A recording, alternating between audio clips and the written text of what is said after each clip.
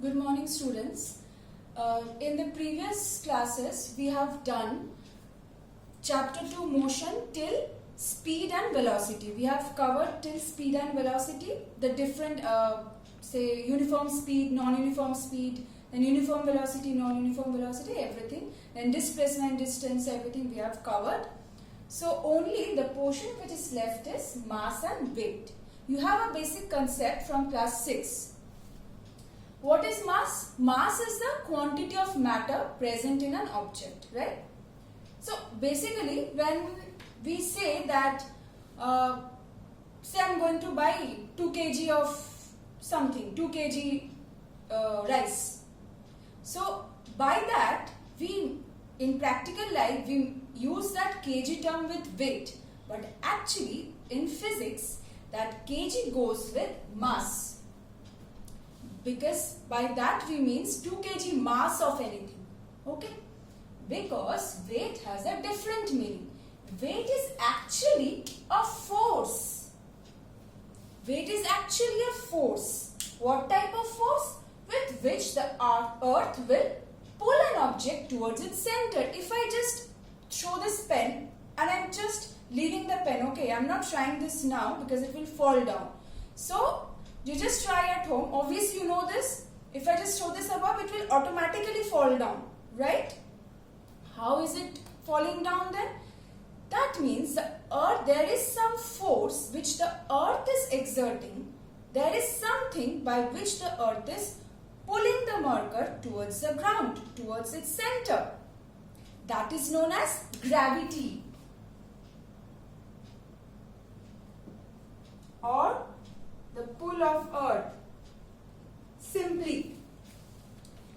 So due to which weight arises. Okay. Now mass is a constant quantity. It is same everywhere. Okay. So if I say that, say I have got 3 kg of vegetables, that mass 3 kg will be same wherever you take it. That will be constant. It does not change with place or with direction, but weight is not constant.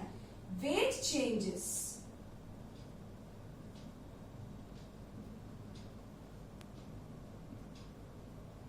Do you remember in class 6 we have done whatever the weight, our weight is on Earth's surface, it becomes 1/6 on the surface of Moon. Why? This becomes 1/6. That's why. Okay. So this depends on this. So if this changes, then weight will change. That is why weight is not constant. Now this is okay. Now mass cannot be 0. A body always has some mass. It cannot be 0. But weight can be 0. How? If there is no gravity, weight will be 0.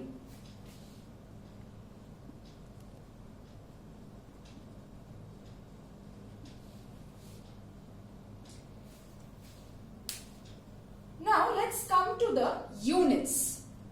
What is the SI unit of mass? I hope you all remember. It's kg, kilogram. But what is the SI unit of weight? SI unit of weight is named after the scientist. Why Newton? Because force, this was also in class 6. Force, the SI unit you have learnt. The SI unit of force is Newton.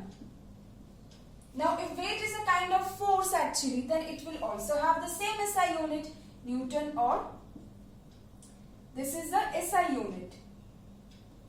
There are some other units of weight also, like kgf, known as kilogram force.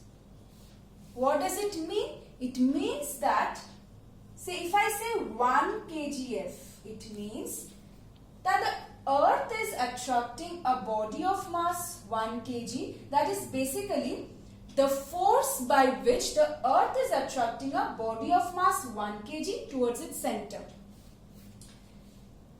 Again we have GF, gram force. You will learn details of these forces, and these are known as gravitational units of force. You will learn in the higher classes. So that means the amount of force by which the earth is attracting a body of mass 1 gram towards its center. There is also a relation between kgf and Newton. How this relation is being derived? You don't have to know for this class. Just know the relation. 1 kgf is equal to 9.8 Newton. N is small letter, okay? Don't forget that. And when we write, since it's the name of the scientist, so in symbol form we can write it in capital. Now next is, how do we measure mass? Do you remember mass is measured by what type of balance? A beam balance. A modified version of which is a physical balance. Where do you find the physical balance? In the science labs, in the physics labs, or in the jewelry shops you find this, because it's a much more sensitive and accurate version of the beam balance. Beam balance you find simply, you go to the vegetable shops or markets, you will find the beam balance. Okay, and nowadays we also find electronic weighing machines.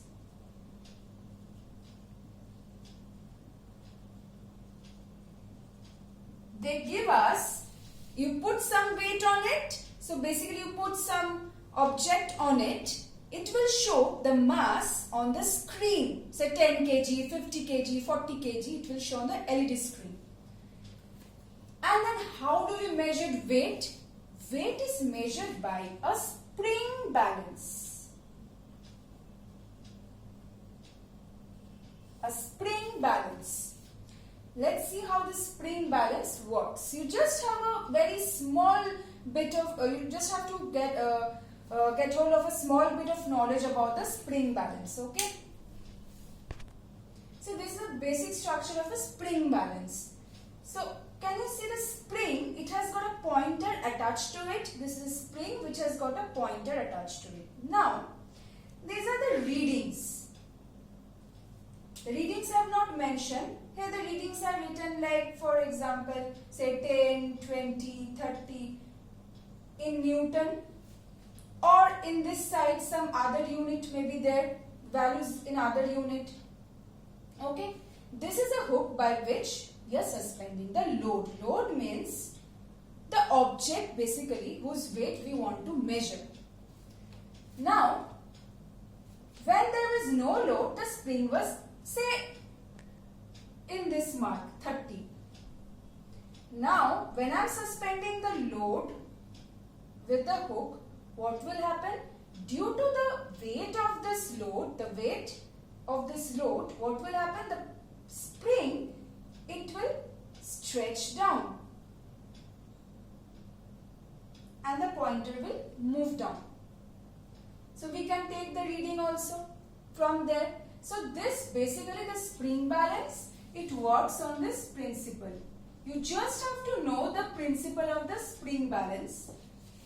That's it. You don't have much complicated, you don't have to learn much complicated things related to spring balance. Just learn how it works, the basic principle. Okay, so this is the basic principle of the spring balance. So that's all from mass and weight. So we have completed the chapter. So we'll proceed with the objectives, or actually the very next thing we will do is we will do the numericals. We'll practice numericals, okay? And if you have any doubt, obviously you can ask me. So that will be end this chapter.